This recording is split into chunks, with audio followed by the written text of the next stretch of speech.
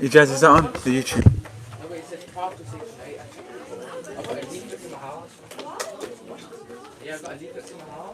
Can you give me that big folder? Yeah.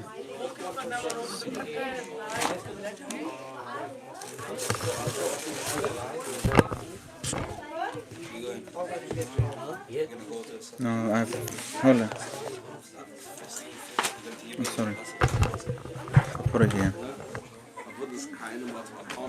You got a builder phone case? Huh? You got a builder phone case? Yeah, what is this for the cards? Why did you put your card in there, then? It's a bit dangerous, though. All right. Someone robs your phone, the card's in there, man. Oh, gee, you don't think I don't got a phone case like that. It was in the shop, bro. It is that deep, bro.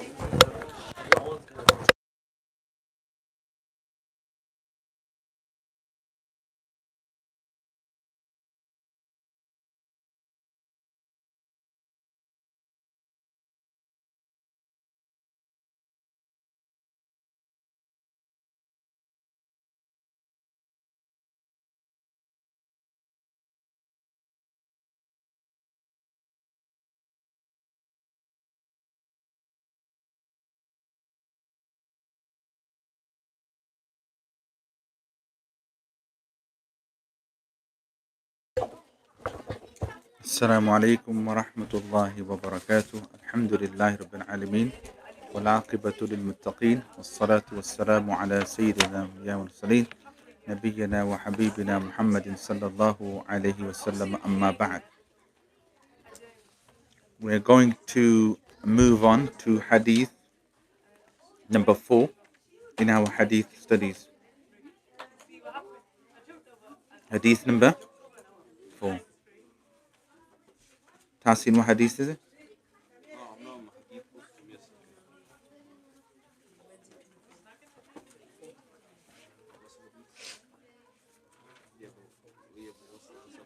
Can you just slightly zoom in, please? Yes, please. Yeah, that's fine.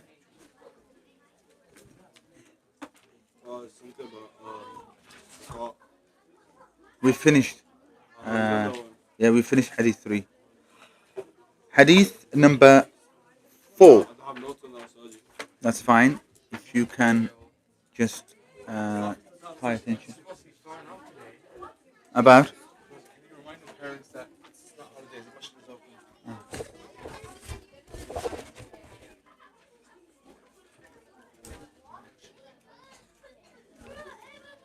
Let's have the translation first.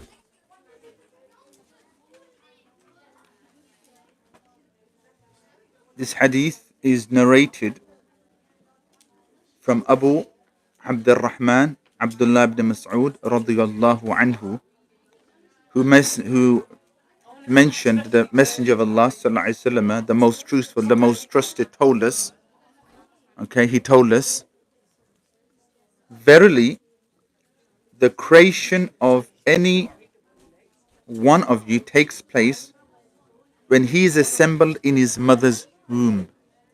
In the mother's womb. And where does our life begin? In the mother's womb. Where does the life begin in this world? The first home is the mother's womb. Mother's? Yeah. And then your resting place is the tomb. So from the womb to the tomb. You understand? Yeah. Yeah. So that's your first home. We're going to do this now. That's what the hadith is about. Okay? So just be patient. For 40 days, he is a drop of fluid. Then it becomes a clot for a similar period. Thereafter, it is a lump looking like it has been chewed for a similar period. So 40 days plus 40 days plus 40 days. 120 days. After 120 days, what happens? Then an angel is sent to him who breathes the ruh, the spirit, into him. The angel is commanded to write 4 decrees. Walaikum edits, how are you? Welcome on board our followers on YouTube and TikTok. The angel is commanded to write 4 decrees, 4 things that are going to happen in your life. What are they? That he writes down his provision. Whatever you are going to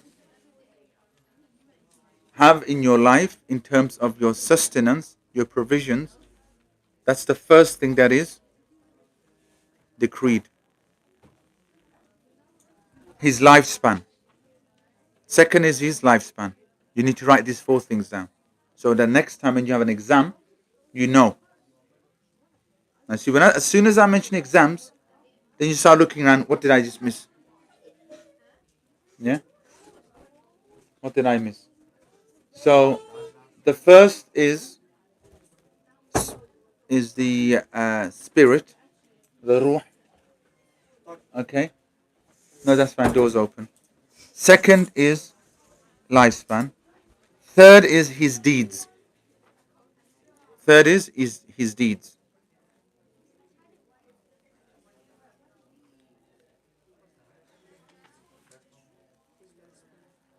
And last is whether he will be among the wretched or blessed. Whether he will be among the wretched or blessed. I swear by Allah, there is no God but He. One of you may perform the deeds of the people of paradise till there is naught but an arm's length between him and it. Meaning that you can do so many good deeds that take you to Jannah, and you're only an arm's span away from Jannah. Hassan, meaning you're so close to Jannah, only an arm's span away from Jannah.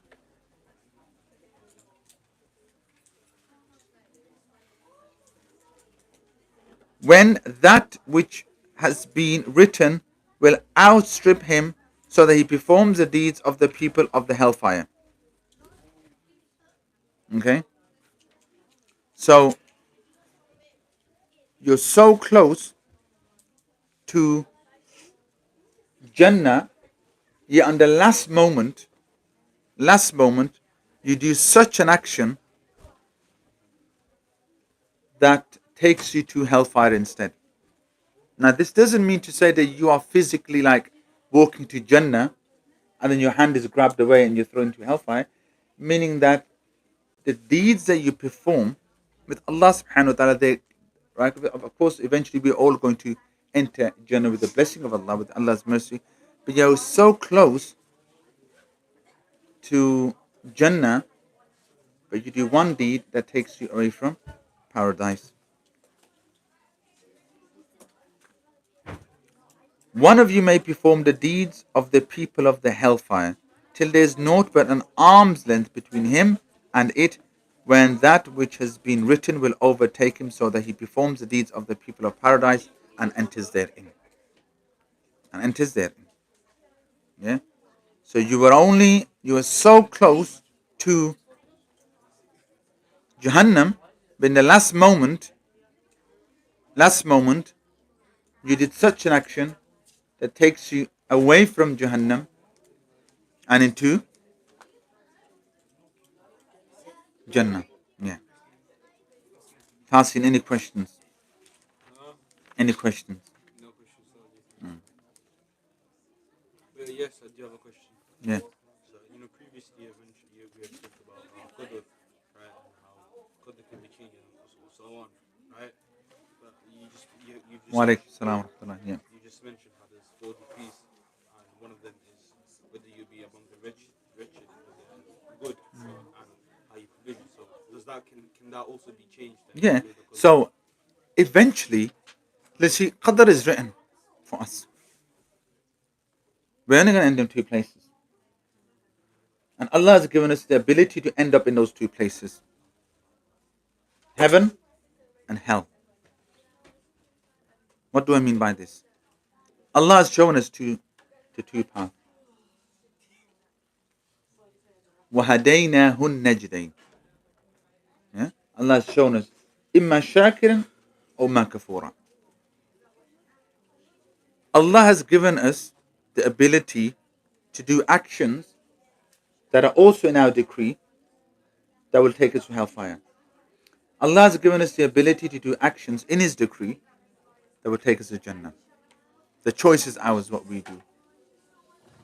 And the fact that somebody could be so close to Jahannam and they do one action, as such a sincere action, Hassan, that takes them away from Jahannam, and into Jannah, shows that decree changes. The decree changes. Because if it was that there was only one decree and there was no free will, but there's just that one decree,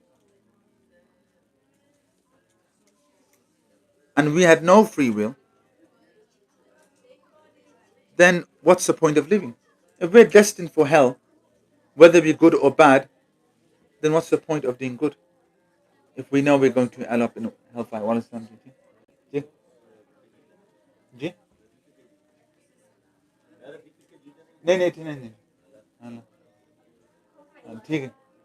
Okay?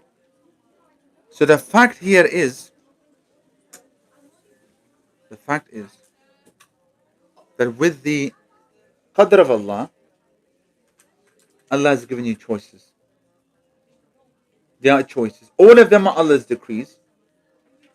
Allah chooses those decrees for you. Now it's your job to choose which decree you want to follow. But nobody can say that they have no free will, because Allah has given us free will in certain things. Somebody ends their life, that was their free will. They've done it themselves. Somebody commits suicide, that don't mean to say that Allah took his soul away. In that state, he did it himself. He took Allah's right, Allah's haqq, and ended his life. And if it was that we had absolutely no free will, and Allah has written everything to the extent that we're only sitting here because Allah will, and straight after this we're going to go out, we're going to go to the wrong place, and there's no other will, Allah has given us nothing else to do, then it fails the purpose of being examined from Allah, being tested. So everything, Ijaz, is in the decree of Allah, good and bad. We just have to make the choices to either follow the good or the bad. Okay? I'm going to give you some notes before I go on to some further explanation. I'm going to keep these notes very light, because I don't want you getting confused. I don't want you getting bored. First is the 3 stages of the fetus consist of 40 days each, equaling to a total of 120 days for the stages to be complete. Okay? It is only then after 120 days that the spirit, the ruh, is breathed into the fetus. Okay? What is a fetus? What do you call a fetus? No. I'm asking him. What's a fetus? You don't know. What's a fetus? Explain it. Try to explain it.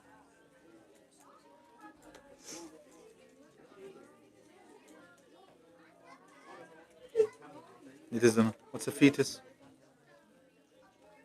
Doesn't know. Fetus? Fetus? What's a fetus? Basically. No, that's huh? It's the baby inside. It's not a baby yet. Yeah. Fetus is what grows in the mother's womb. Okay? Okay. This view correlates with the scientific facts. Back then, 1,400 years back, they didn't have these machinery and technology to work this out. It's only in recent times they've worked all this out. But the Prophet Muhammad SAW told us 1,400 years back the different stages. You understand? And this means that the ruh is breathed into the fetus after 40 days and not 120 days. Consequently, the father on abortion states an abortion is allowed only before 40 days. So the mother's life is at risk. That's a decision the mother will have to make. And what if after 120 days you find out the child's going to be severely disabled and basically there's no point in living?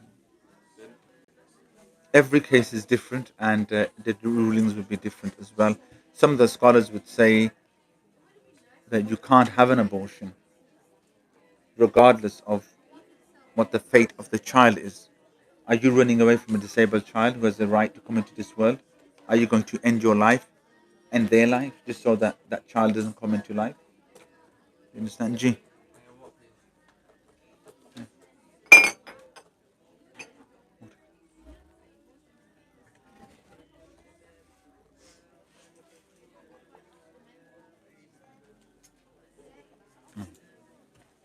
You understand?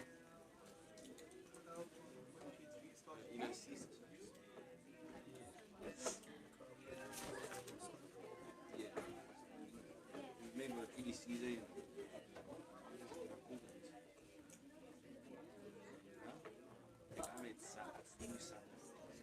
Yeah. Was it? Oh, we got people on there who's supervising.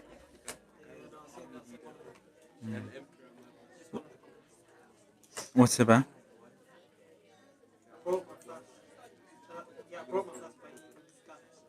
Oh, yeah. It's not related to the lesson. If any is related to the lesson, we will answer. Okay, you ready, Tasha? G.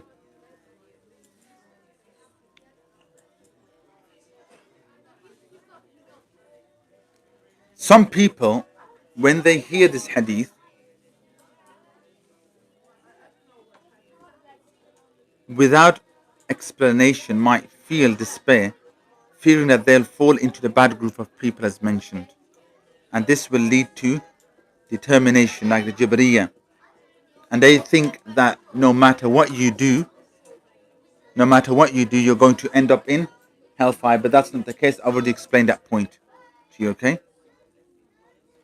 During one of the battles, a companion said to the Prophet Muhammad ﷺ that he was following him to fight in the hope that an arrow will be shot through his neck, coming in from the front and going out from the back to protect the Prophet Muhammad ﷺ. The Prophet said, if you are honest with Allah, I will be honest with you. And the Sahabi died exactly as he hoped to. In protecting the Prophet Muhammad ﷺ, the arrow went through his neck. You understand? That's the love they had to defend the Prophet during the battles. They were the shields for the Prophet. It's like you on a battlefield or something, there's a house fire or something, something like that happens. And the first thing you would do is to protect your children. You don't mind being harmed yourself, but you'll protect your children. You understand? So that's how they were with the Prophet Muhammad.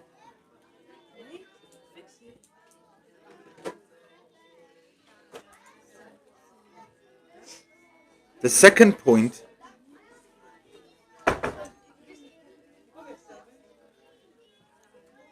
Greek Pete 22 says, can you tell me if 26% of the world's population follow Islam, what will happen to the other 74%? We hope that they get inspired by the 26% and also embrace Islam. Islam is a way of life, a good way of life, alhamdulillah. I hope that answers your question. Jazakallah everybody on TikTok for your likes.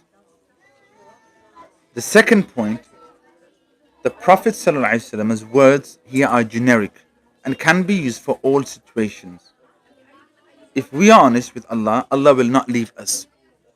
He will help us. He will guide us. The closer we are to Allah, the more He will help us and guide us.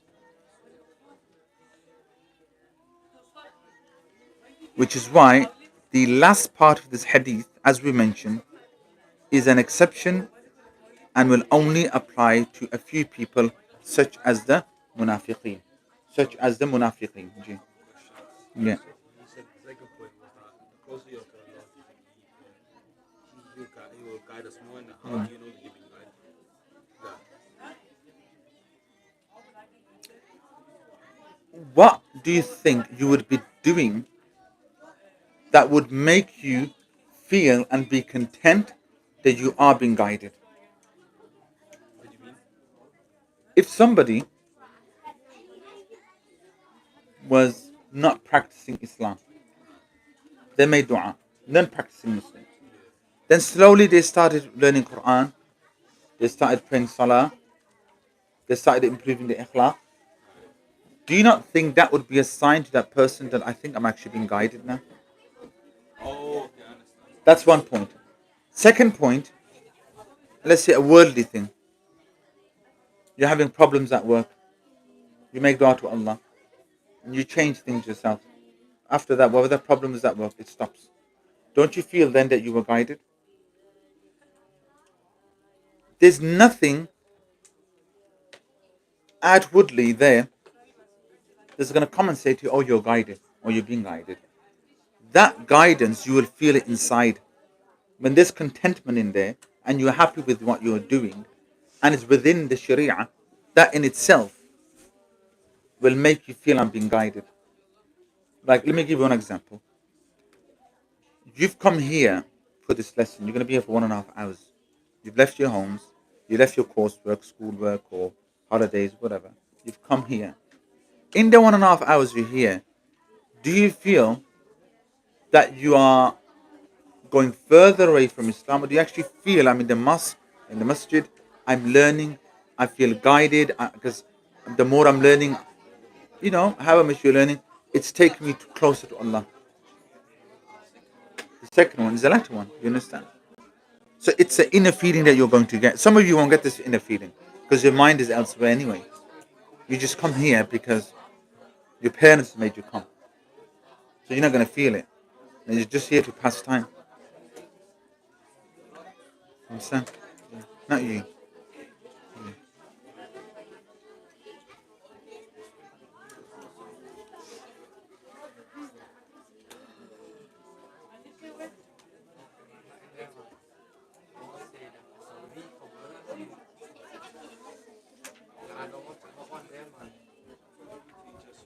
Are you ready for the next part?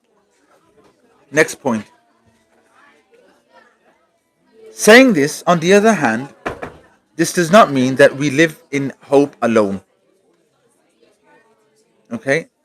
You're not meant to just live in hope, even though hope is very important. The scholars say that we must combine hope with fear. Hope with fear. When we worship Allah, we should have hope as well as fear, as well as fear Him. Fearing Allah is a positive thing.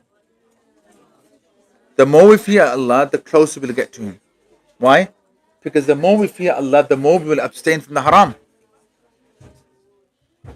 If I was to sit here and mention just a few hadith to you regarding certain actions that people do in this world and what will be the end result in the next life, I do feel that you would genuinely fear those actions again. Whether you do them or not, I don't think you do them within the next few weeks. Any action, a bad action, and if you truly have iman in Allah and I said to you, okay, this is what you're doing, this is the punishment for that. Well, I mentioned hadith to you, certain hadith where people were getting punished. Let me give an example. The hadith, we've covered this, where you had the Prophet Muhammad ﷺ, he walked past 2 graves. And what was happening in the graves? They were being punished. The Prophet, through the will of Allah, knew they were being punished. And what did he do? Right, he put a stick. Now, Hassan, the people Qiyamah hasn't happened yet. We're not even in the next. We're not even in the next life yet. It's fine, Lash. Alim, welcome on board. Hassan, we're not even in the next life yet. We're still in this world. The people who are buried are in this world. The bodies are in this world. They're buried. The soul is somewhere else, but the bodies are still here. But the Prophet knew in this world, in their grave, they were being punished. Hassan, as soon as they got into the grave, punishment started for them. And what were the sins? One did not take care of himself after relieving himself. He would urinate, he didn't clean himself properly. Now, just for a few moments, think that there is going to be punishment in the grave for that. And some of you guys probably just stand up, urinate without cleaning yourself and go back out without flushing the toilet and washing your hands. Yeah? Some of your your seats, toilet seats, will be yellow. You go sometimes to public toilets, the seat is all yellow, orange. You know it's urine in the shop. Smells. People are standing up, didn't clean themselves, and walked out. Sometimes you're watching something, you're playing something, you delay going to the toilet, and then you go rushing, and quickly urinate, don't clean yourself, and you come rushing out. These people are going to be punished in the grave for this. Punishment for this. Now, if you truly fear Allah, and you believe there's punishment in the grave, from today, you're going to abstain from this. From today, you're going to clean yourself properly. And what's the other person? What's the other person doing? I don't remember that one. The other one. They used to spread gossip. They used to spread gossip.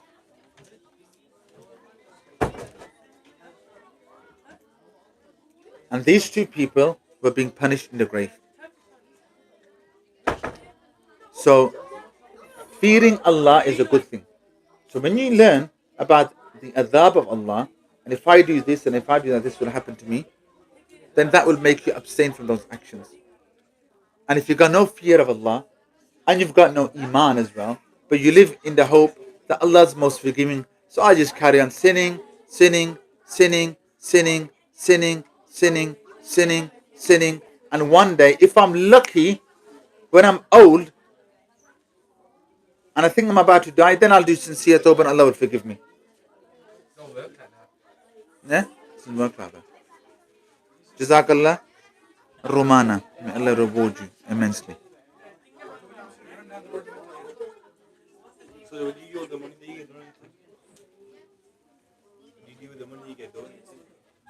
Charity. Is that much? Not much. Uganda. I must say on this note, Jazakallah to Brother Shazad, who donated £720, of which 250 was sent to Uganda. We bought a wheelchair for a young disabled girl. I put it on my status. I will put it on TikTok as well. And we gave that family a food pack as well. So Jazakallah Brother Shazad for your generosity and kindness. The remainder of the money, he requested that go towards the Madrasa Library and Masjid Library for books. Understand? Now, do you ask me that? By the way, my electric bill at home is tripled. Oh, the phones are there. Yeah, being charged and the lights. You understand? Lights. So don't stay up at night and live then, you're wasting electricity, all those lights, So they use spotlights. LED lights. There's no spotlights. I have one light. Yeah, I have a lamp and then another light. You switch the lamp, the light bulb to the lamp, set your LED, you should increase it. So should go to Tesco and get a torch, with the batteries in there. No, I have to get a lantern, candle. Yeah, that's true. Exactly. Are we ready to continue? 5 lamps are the one for us. Okay. Are we ready? You know what, 5 they get overrun across the house. Hello, YouTube. Assalamu alaikum. Sorry, I forgot all about the YouTube people. Are here as well. Imagine Jake Paul. Ijaz will deal with that question, inshallah. Right. Are you ready? Next one. Don't worry. We will get back to you, brother. Super macho man. Say it, man. I want to know that as according of Muslim faith, which is the most paradise. Al Firdaus. Al Firdaus is the highest. Okay? Al Firdaus. Okay. Let's continue. Okay, next point. So far, are you with me with what we're discussing? Yeah, are you sure? You're understanding? Okay. Scholars say that we have an equal amount of hope to the amount of fear. This is so we will have a better status of Iman, and that there is no despair. At the same time, there is no excessive hope, overconfidence, which could lead to laziness and the non fulfillment of our obligations. This is why we need to combine hope and fear as well as love Allah and have trust in Allah. So don't get too cocky, don't get too confident. Don't get too confident thinking you're going to Jannah just because you're doing the post 14 course. You're nothing. You're not even a drop in the ocean yet. Your knowledge that you have and you've done with me does not even equate to an atom or a mustard seed. Yeah? We're in an ocean. We've just dived into an ocean. There's so much to learn, so much to cover. And you know what the best thing is, Hassan? The best thing is you'll never cover it all. You'll never get bored of Islam. Never. You understand? Whichever book you open, tafsir, okay, you will drown in excitement, you will drown in hope, you will drown in motivation. You understand? Ask me, how many years have I been studying? I've been a student. I've been a student since the age of 4. Since what age? 4. I've been a student since the age of 4. I'm 41 now. There's not been a single year, not even a single month. Okay, not a single month that's passed in my life where I didn't study, where I did not study. And you know, so in total, how many years have I been studying? 36 years. 36 and a half years I've been studying Islamic knowledge, by the way. And you know what? I'll say I know nothing. لا أدري. You don't know nothing. I don't know anything. For all those years. Nothing yet. Nothing. You see all those books I've written. Look at all of my research work, my notes, written in English and Arabic. I know nothing.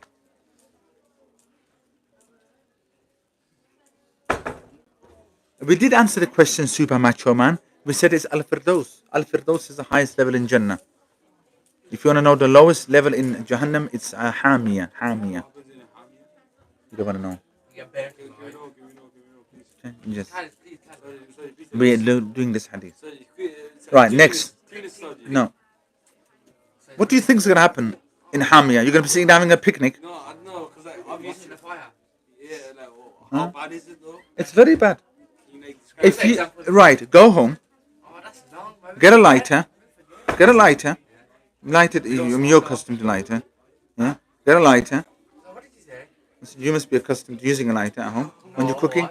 When you cook, no? The gas? Yeah, gas. Okay, switch on the gas and put your hand for 10 seconds under fire.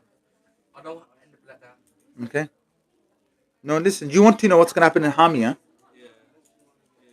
Hamiya is going to be Narun Hamiya. It's going to be fire.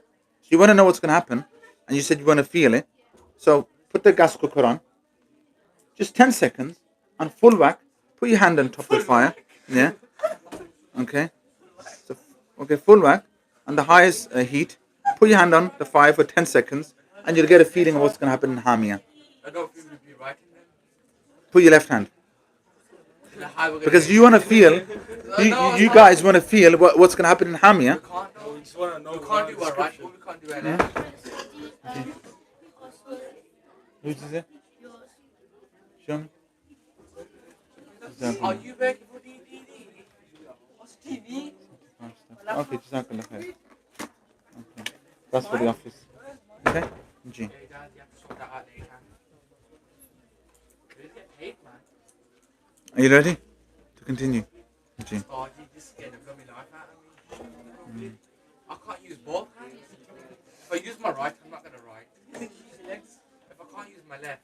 I can't do the other thing. I can't use my feet and I won't walk to the mosque. What did you do with the left hand then? I don't want to get into details.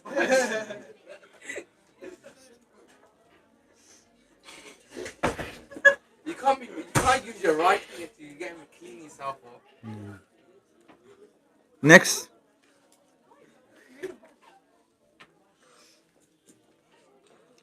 This hadith that we have studied is all about Allah's creation. The first part of Allah's creation, about how the fetus is in the mother's womb and at what stage does the ruh come into the mother's womb. And the second part of the hadith is regarding qadr. Okay, qadr. Qadr can be categorized in mainly two different ways. Okay.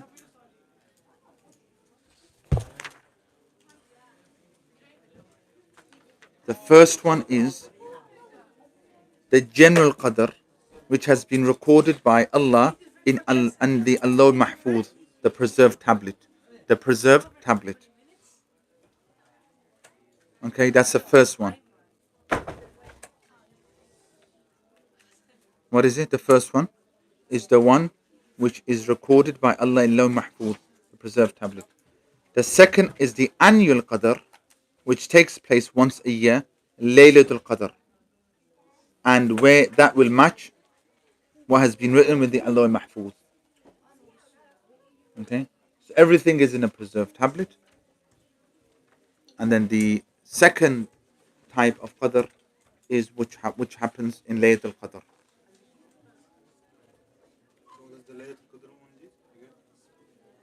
It has what things will take place for that year.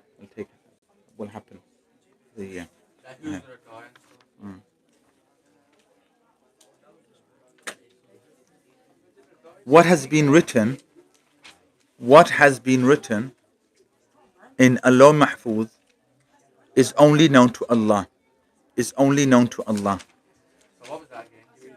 See, you don't listen, and then you hear something, and then, oh, what did you say?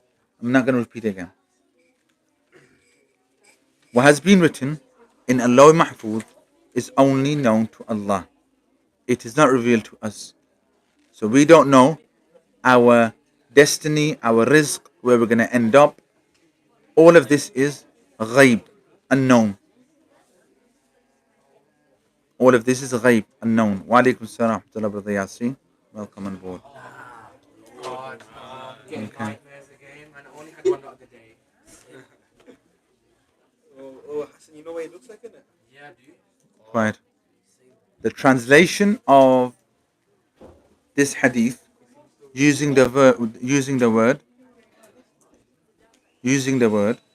overtake may not give the true meaning if it were to be understood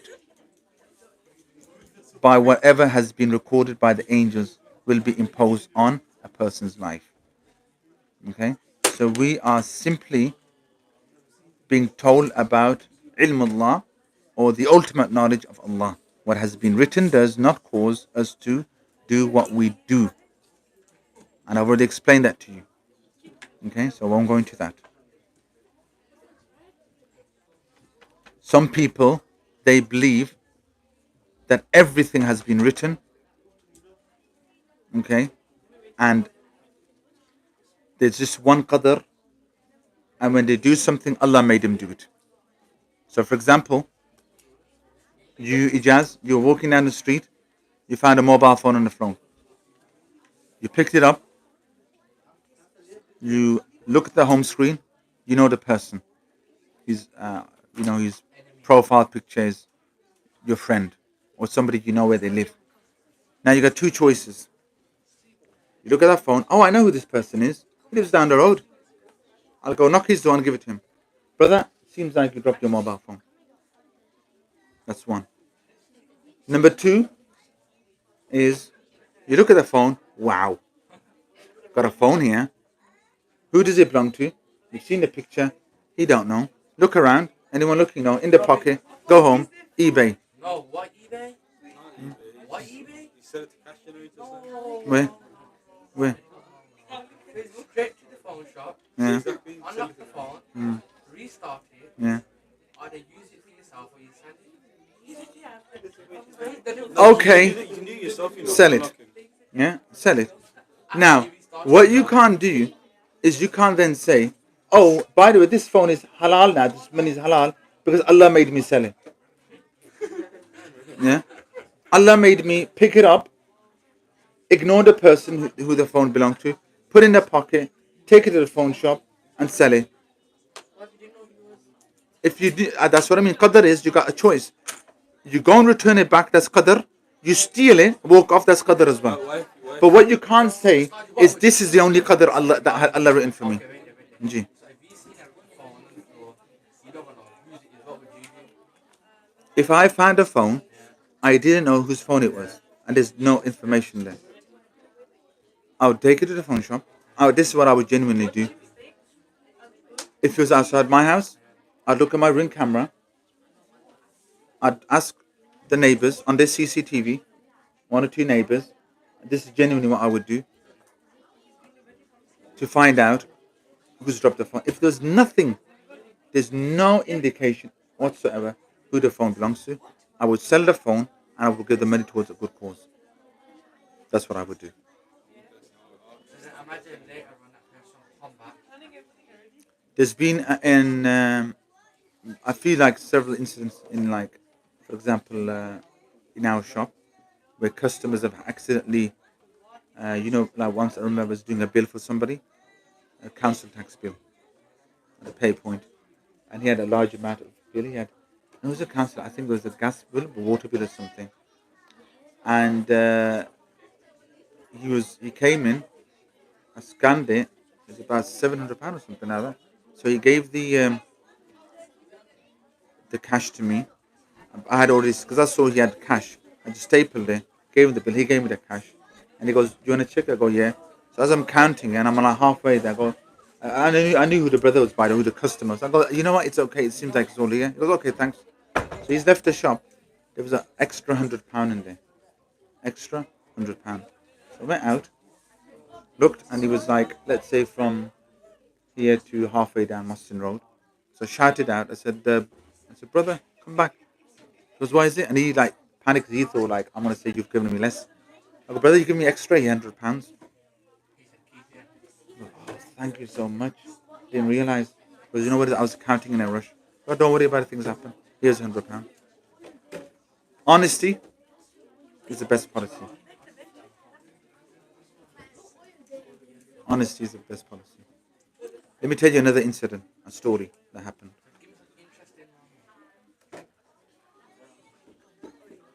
I do, I do somebody's bill, an old guy, and he doesn't know how to do his bill online.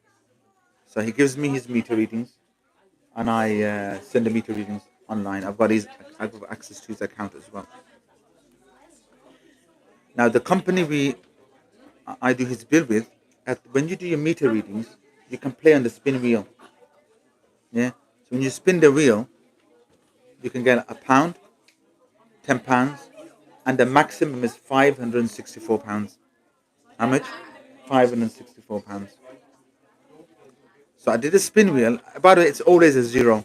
That I think I've won. I've been with a company for 6, 7 years. Probably won £1. He came 2, 3 years later on. This is going 2 years back, just after COVID. I spin the wheel. I did his meter. Spin the wheel. He won £564. How much? £564. I was so excited for him. I rang him. Right. It was just after Isha time. I go, "Uncle, are you awake?" He goes, "Yeah." Actually, you know what? Like, he didn't know about this. I go, "What is this? There's a kind of spin wheel, and I did your thing, and you won £564, which they're gonna deduct off your next bill." He goes, "Minna, I don't believe it." He calls me Minna. He goes, "Minna, I don't believe it." I said, "Why?" He goes, "Just yesterday, I sent money to Pakistan because they were collecting for fans. I sent money yesterday." He goes, "I sent about £100, and then I also gave the masjid an extra £50. I said, put this towards your next bill, the masjid like gas bill or electric bill." He goes, he goes, if you don't believe, he goes, son, I've even got the receipt to show you as well. Yesterday, I went to UAE Money Exchange. I sent £150 to Pakistan Masjid. He sent £150. The next day, he got £564 in return. It was deducted off his next bill. They don't give you cash, but the next bill, they keep deducting that money. You understand? So these things happen.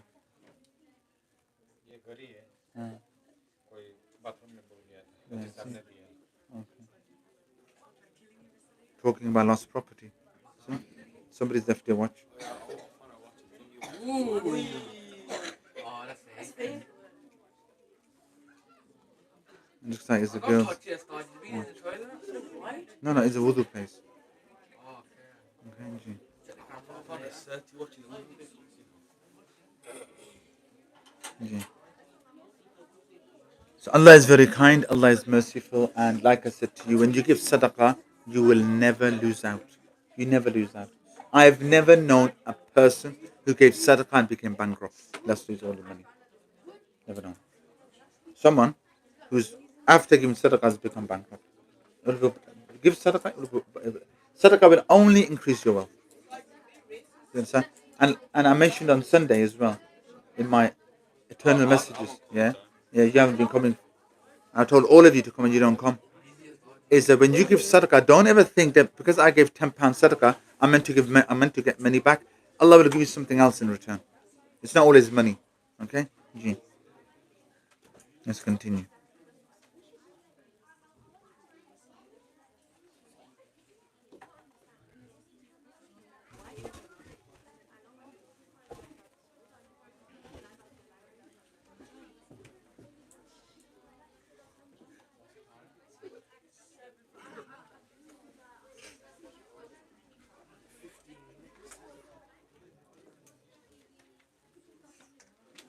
Okay, the human, Allah subhanahu wa ta'ala has created us in such a way where we have certain components that help us function. Number one is the aql. Aql is intellect. And one of the biggest ni'mas after our iman is aql. Because your aql is what guides you to do what and what not to do. What to do and what not to do. What is? Aql. Yeah, your thinking, your brain. Aql. This is called aql. Yeah. If you didn't have aql, you know, Sare, aql nahi hai. Your dad says that sometimes, isn't it? Aql nahi hai. Does he not say that your dad sometimes? Aql nahi hai. That's what aql is. Yeah. Because this allows us to a certain extent to distinguish between good and evil. So when you see there's a bottle of, let's say, vodka, okay, astaghfirullah, la hawla wa la quwwata, on the wall, closed, one of the expensive ones, one of two, I don't know the prices, whatever it was, okay, one of two things are going to happen. Oh my God. Okay, one of two things. If you got aql, it's haram, walk away. If you haven't got aql, now's my chance. Allah, thanks. You sent this for me. Bismillah. And drink it. Yeah? So that's what aql is. It helps you to differentiate between good and bad.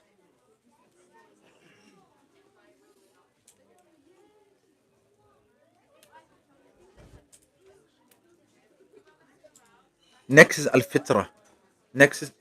So the first one is al-aql.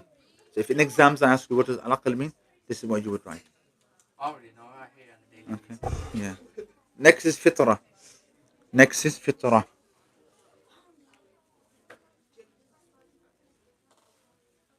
And our fitra is what we are created with, which enables us to love what is good and what is right, and to hate what is evil and what is wrong. It consists of both love and hate. Even though we are created with this fitrah, it is subject to change due to the environment, to our parents, and our upbringing. This is why the Prophet said every human is born upon fitrah. The pure, the natural, the pure, clean. Yeah, when a baby is born, that baby is a Muslim.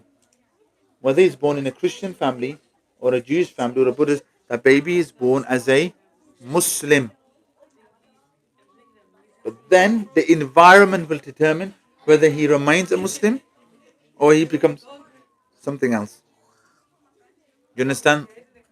So until the age of 8, 9, he's still a Muslim, even though he's practicing going to the church, whatever it is. At the moment, the pen has been raised upon him.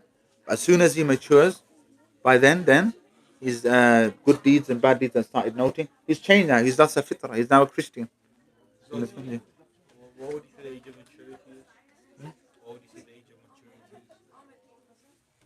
There's signs of a person becoming mature. There are always signs.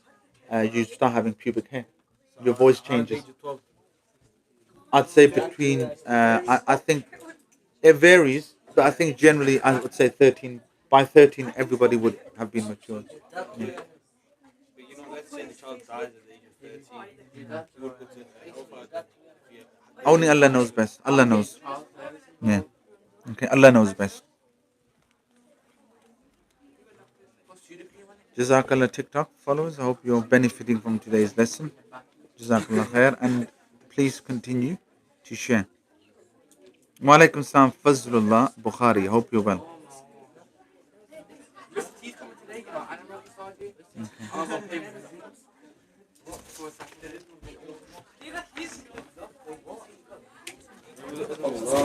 Okay, adhan. Listen to the adhan. Listen to the adhan. ठीक है. Call Abdullah and Aisha. Call Abdullah and Aisha.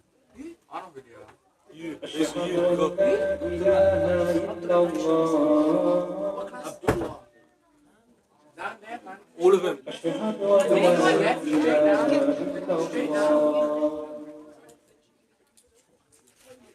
أشهد أن محمدا رسول الله أشهد أن محمدا رسول الله حي على الصلاة حي على الصلاة حي على الفلاح حي على الفلاح الله أكبر الله أكبر لا إله إلا الله लगे हुए हैं कि जरा check कर लेगा कुछ कर लेगा check ji ji.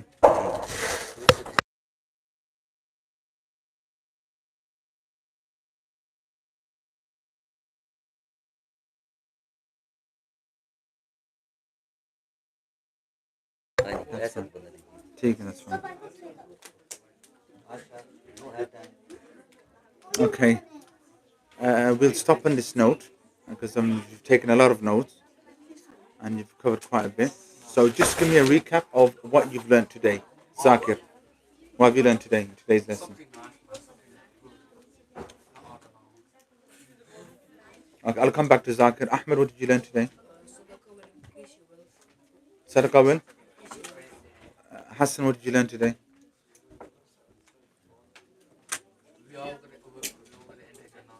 We're all going to enter Jannah. Faisal, what did you learn today? What did you learn today? That's all you know, innit? That's what You learned vodka today. we're gonna get He's plenty learned likes for vodka. that. We're gonna get plenty likes for that, Faisal. Thank you. It's a good thing the mic is not. Yeah?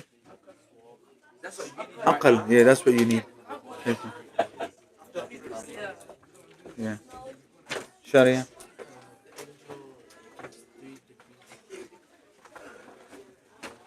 Okay. Yeah. First decrees, provisions. Okay. So what are the 4 decrees? Provisions. Provisions, Lifespan. lifespan. Whether you be one of the wretched or one of the good. Yeah. And spirit. Not spirit. What of the good deeds that you'll do. That's it. Yeah. Okay.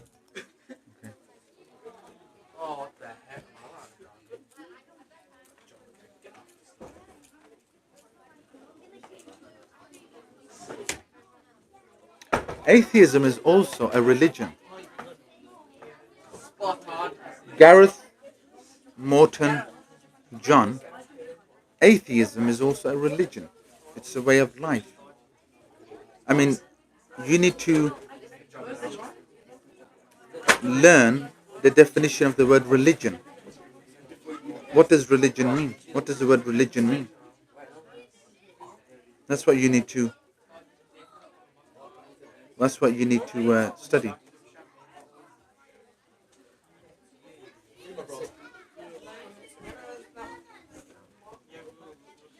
Inshallah, we will. Michael Musso San. This channel and our YouTube channel is to help reverts as well. Alhamdulillah. Which is why we're having these lessons so people can come on board and they can learn. So Gareth Morton, whether you like it or not, you follow a religion, and your religion is atheism. What does religion mean? Religion means a guidance, a way of life, a way of doing things. That's what you're doing. Christians, their religion, they do things. They go to the church, they read the Bible, do certain actions. Muslims, Buddhists, we all believe in a religion. You understand? We all believe in a religion.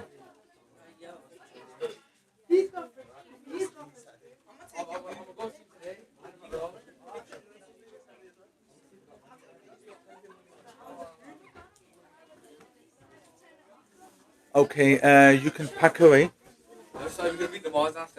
Yeah, may check sana. Okay. And Faisal, Ahmad, can you collect the folders and put them in the office? سبحانك اللهم وبحمدك أشهد أن لا إله إلا أنت أستغفرك وأتوب إليك. أقول قولي هذا واستغفر لي ولكم سائر المسلمين فاستغفروا إنه غفور رحيم. جزاكم الله خير والسلام عليكم ورحمة الله وبركاته. We will see you after 8 inshallah. Just end that live stream please somebody. You know how to end it? Faisal, Ijaz, you just end that.